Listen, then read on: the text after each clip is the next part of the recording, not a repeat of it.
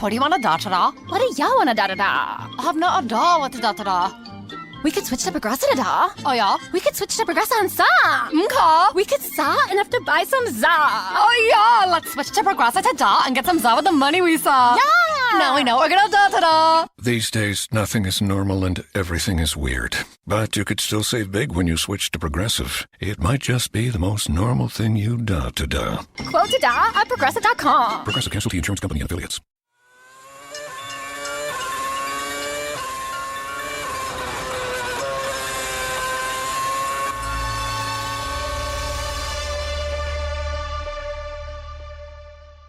The 2016 Austrian Grand Prix.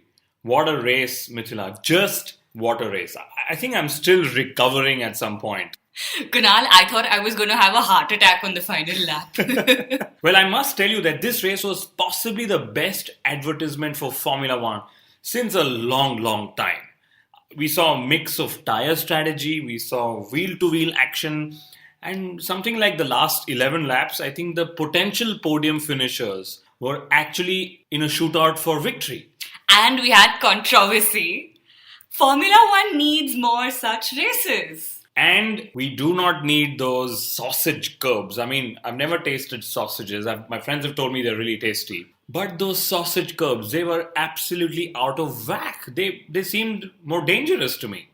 We hope the FIA is listening to us and taking notes. But Austria, a beautiful race in the hills. In fact, one of our listeners, Vedant Patel, was at the race and boy, are we jealous. So the Austrian Grand Prix also saw Formula One's biggest fan initiative yet, or at least in my knowledge. So there was a fan who was chosen via a contest who got to wave the checkered flag at the end. I mean, I think at the Red Bull Ring, Formula One just picked up very good marketing tips from Red Bull themselves and maybe even MotoGP. And of course, football. Apparently, there were also 22 kids who were selected who walked with the drivers to the driver's parade bus. I'm just surprised that Bernie let these 8-year-old kids do the deed rather than, his 80-year-old Rolex-wearing fans. I don't think they can walk. They're probably too old. Ouch. The biggest tragedy of the weekend, Nico Rosberg. What was he doing? He drove like a champion through 70 laps of the race and that was brilliant. But the last lap was absolutely disastrous.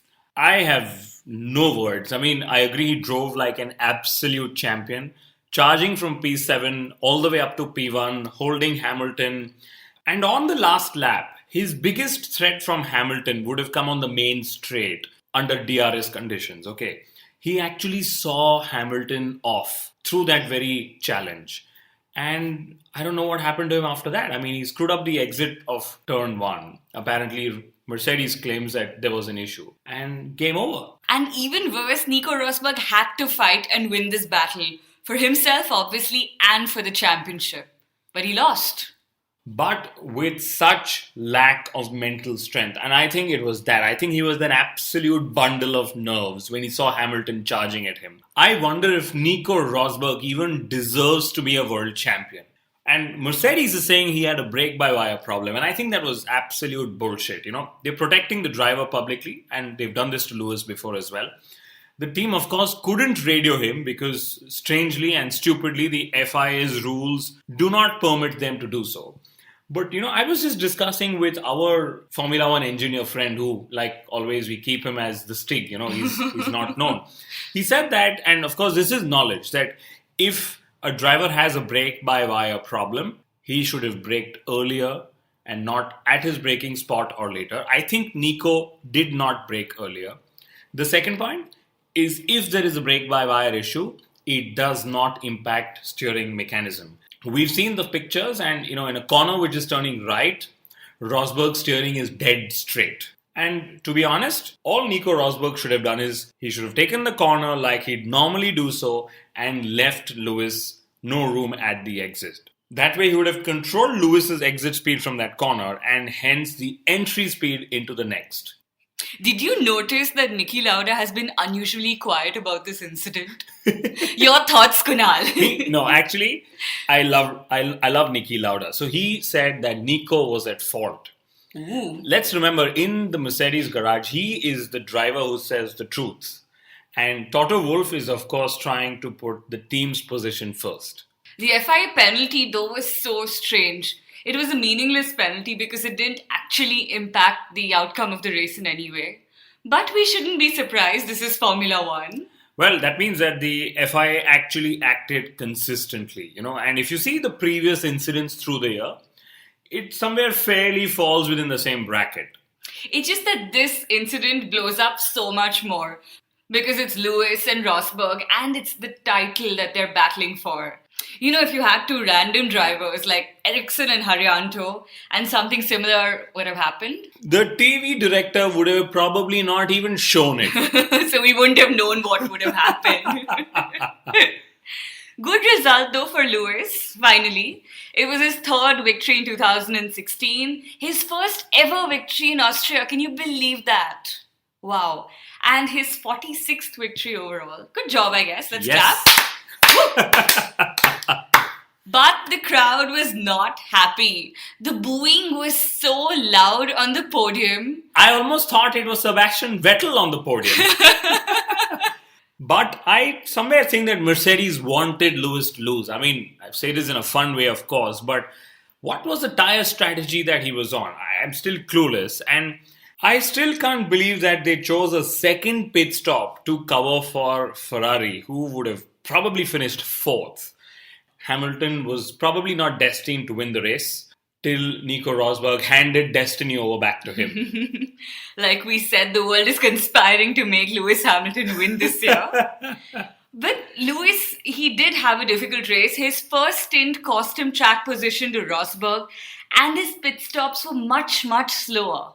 I think his first stint was ridiculous. They were all happy that how Lewis is, able to stretch his tires, as opposed to general opinion that Lewis is very hard on his tires. But it just cost him track position for victory, that too. Anyway, since we were talking of statistics, here are some silly stats as well. So, Lewis Hamilton's win was the 250th Grand Prix win for a British driver. I have no idea what that means. I wonder who keeps track of that. Hamilton also crossed 2,000 career points in Formula One. I think he's the only driver to have done so. Again, a very silly stat because we've all known how point scoring has evolved over the season. Don't care. And you know what's sillier? Nico Rosberg was probably dreaming about a 31-point lead at the end of the last lap. And instead, he's landed up with just 11. Ouch. Talk about math going all over the place. And Mercedes, they've lost another potential one too. I've actually lost count the number of times these two have had incidents this season. I just hope that the team doesn't impose team orders. I mean, let's really pray that they don't. I mean, let's make a plea. Y'all are not a bunch of idiots, Toto. Instead, Mercedes should teach both drivers to, leverage each other's strengths. So as our listener Ajay Shroff suggested, Rosberg should teach Hamilton how to get off the line cleanly. And he sure needs that. And Hamilton should teach Rosberg how to overtake. Overtaking 101. On a very serious note, Mercedes would be really stupid to implement team orders. I mean, they gain nothing. They're currently leading both the championships and they're going to win both the championships. Thanks to all these off-track and on-track collisions that their drivers keep having. They're getting, millions of dollars of global brand exposure, okay? And imagine if they were to put team orders out there. They're going to just lose all of this. And eventually it's not good for the sport. So just please do not have team orders. Thank you very much. I'm just wondering how this clash changes Rosberg's equation with the team. Because we know he's undergoing his critical contract talks. Well, the sport's most talented drivers have just locked in their contracts with Red Bull Racing last week. I'm talking of Ricciardo, Verstappen, and even Carlos Sainz. And that probably means that Mercedes has fewer options even if they want to replace a Nico Rosberg. I think a certain Fernando Alonso is just hanging by his phone, waiting for that call desperately. And Of course, Rosberg's relationship with Lewis Hamilton, our favorite topic. More like Hamilton's relationship with Rosberg, you know, who's in the driving seat there. I think Hamilton's in a relationship with a new model every weekend, if you were to believe the tabloids. I was just going to say that Hamilton's in a relationship with himself, is what I think at least. But to be honest, after this swimming pool patch-up last week in Monaco, I don't really think that the two of them are going to be friends come again, okay? I think Lewis may try to push Nico out of the pool the next time they meet. Maybe that's if Nico doesn't attempt to drown him first. But will Mercedes review their driver lineup? Their drivers just can't seem to stay off each other's bodywork, I mean. And we shouldn't forget that their junior driver, Pascal Wehrlein, had a fabulous race. It's a pity for Wehrlein that this isn't Red Bull racing. Or else Nico Rosberg would have definitely been demoted for that incident with Hamilton. And Wehrlein would have gotten himself a promotion. Good job to Wehrlein. He started the race in reverse. Well, sort of. It was so strange to see him reversing down the start-finish straight. I haven't seen that in a while. That was seconds before the start of a race. And had FIA declared this as an abandoned race start because of Pascal's reversing, the Austrian Grand Prix would have been only 70 laps long, and maybe Rosberg would have actually won.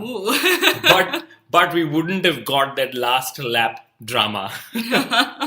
Actually, after the safety car period, Pascal Wehrlein was dead last. And he was 12 seconds behind second last. So that's where he's clawed back from. To me, what's really interesting is Manor Formula One team. They've scored a point, which means that they are ahead of Sauber in the Constructors' Championship. Which means that if Sauber doesn't score and get that place back, they will earn even lesser money in the coming season. And we all know that Sauber's got financial problems, I think, since the last 10 years now. Wehrlein's points, though, brought back memories to me of Jules Bianchi. Oh, yes. Coincidentally, Kunal, when Bianchi got his career best 9th place in Monaco 2014, you remember that was brilliant. Of course. Bianchi actually had a penalty for starting in the wrong slot. That is déjà vu. But it wouldn't have been déjà vu for the next driver we're going to talk about, which is Jenson Button. P6 for him is like victory for McLaren Honda. Let's give them a clap. Woo! Good job, guys! In fact, him qualifying in P4 is probably like pole position. Woo! What a weekend for them! I mean, Jenson Button actually has more options to choose from now for his future. So there's McLaren, of course. There's Williams. There's a lot of chatter about Williams. And maybe even Top Gear now. I mean, Chris Evans has just quit. Meanwhile, Honda, they say that Formula E is now on their radar, which is just so worrying. Maybe instead of focusing their attention on Formula E, they should stick to Formula 1 and get this damn thing right. So we can actually clap for them when they win a goddamn race. Maybe Formula E is just to take the attention away from their Formula 1 miseries. I think that's what everyone does, right? Sebastian Buemi had a miserable career in Formula 1, went to Formula E. Lucas Di Grassi, again, miserable career in Formula 1, went to Formula E. The list goes on. There's also Nelson Piquet Jr. I'm just wondering when we'll see Pastor Maldonado race in Formula E. My favorite, Max Verstappen, had such a good race to P2 and I am delighted. Woo! I think that was the best news that Red Bull Racing could have hoped for at their home Grand Prix. Verstappen has also claimed his 3rd Driver of the Day award. And he's been on the podium only twice. So that's just some strange maths. This award seems to be more of a popularity contest, right? I mean, Formula 1 is trying to get social. So let's encourage the effort. Sebastian Vettel had such an unlucky race. He had his tyre blow up while he was looking strong for a podium finish. And right on his birthday, I feel so bad for him. Well, Pirelli gifted him a tyre blowout at 300 kilometers per hour on his birthday. Maybe, and just maybe, that's what Formula One drivers like on their birthday. I think he'd rather have blown the candles than the tyre, but okay. And finally, my favorite team, Force India, they scored a double DNF. This is after what? I think Hülkenberg started second in the race. And I believe the lower temperatures on race day caught the team out unawares. They couldn't turn their tyres on, apparently. And worst was they couldn't even inform Sergio Perez that his brakes were going to give away because of a stupid radio ban. I found that really unfair. And the radio ban still exists. Kimi Raikkonen finished third. That was a surprise podium for him. I hear he wrote a thank you note to Nico Rosberg saying, "Thank you so much for the free champagne." Though Eddie Jordan made a Kimi Raikkonen kind of statement. Eddie Jordan said that it irritates him when drivers waste expensive champagne by spraying it on each other. And I agree, yeah, it feels really bad. So Maurizio Arrivaben said that as per Ferrari's data, Kimi should have been able to get past Max Verstappen 2 laps before the race ended. I mean, I don't think they accounted for the fact that Kimi seldom overtakes on track anymore. Unless, of course, he has blue fans. The lousy podium interview. Why, Formula One? Why? It was awful. The interviewer actually walked away while Max Verstappen was still speaking. Nobody does that to Max. In Austria, what was she thinking? And meanwhile, we have lots of other fun news in the world of Formula One. Kimi Raikkonen is having a summer wedding. He is getting married again, and I am a little heartbroken only. And you know, Kunal, it's really funny that his second wedding comes before his second world championship. Having said that, I don't know if he's going to get an extension for 2017 because the Perez to Ferrari chatter is only getting louder. Of course, it's not going to be loud after Austria. That chatter essentially is coming from the Perez camp. And the fact that the other drivers have extended with Red Bull Racing might just indicate that Ferrari are possibly leaning towards an extension for Raikkonen. And I'll say what I always say, that Ferrari are known to retain their drivers well beyond their sell-by date. I'm not even going to laugh. It's not funny anymore. Jenson Button said that the younger drivers are too desperate in the way they race and how they want to get past each other. Formula desperate, that's what he called it. And I love it. And finally, what I really love is that Bernie Ecclestone admitted that he never bet on Mercedes winning a world championship, let alone 2. So when Mercedes asked for, a historical payment or a bonus payment like the other teams, he told Mercedes, go and do what Red Bull Racing did. Go win a world championship or maybe even 2. And then let's talk of a bonus. And then he went and told his board that, you know what, they're not even going to win 1, let alone 2. And look at it now, Mercedes have not only screwed Bernie Ecclestone, but they are even screwing Formula One all over. I mean, they're winning everything. That's when they don't crash into each other. Max Verstappen said that Lewis Hamilton does not openly talk about driver safety issues because Lewis Hamilton wants to look cool. Max Verstappen is spot on. I think he's the only driver who could also openly talk down to Lewis Hamilton. The British Grand Prix is coming up and it's going to be Lewis Hamilton's home Grand Prix. It's going to be hammer time, to say the least. Does anyone have the guts to bet against Lewis Hamilton winning at home? I don't. So what are your predictions? I bet that Nico Rosberg will be booed on the podium. That's if he makes it to the podium in the first place. Thank you for tuning in yet again, ladies and gentlemen. We will see you after Silverstone. Boy oh boy, don't we love these back-to-back Grand Prix weekends.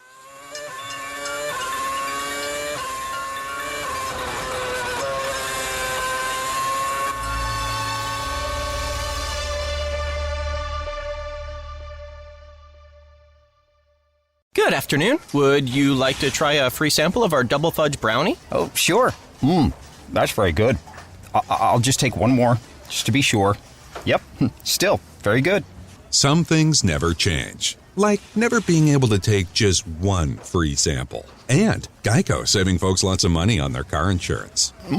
Is that macadamia nut I taste? Let me take one more. Sir, Yeah, I thought so. 15 minutes could save you 15% or more.